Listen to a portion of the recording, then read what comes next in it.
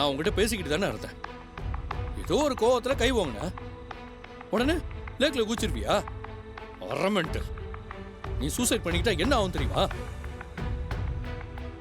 முதல்ல என்னையும் திவ்யாவையும் தூக்கி தான் உள்ள வைப்பாங்க. இனிமேலாவது இப்படிலாம் கிறுக்குத்தனமா பண்ணாம நார்மலா இரு. எக்ஸென்ட்ரிக் மாதிரி நடந்துக்காத.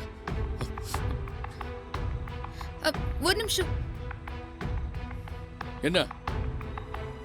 நான் தற்கொலை பண்ணிக்க குதிக்கல. சும்மா கடுப்ப கிளப்பாத. அப்புறம் எதுக்கு கூச்ச?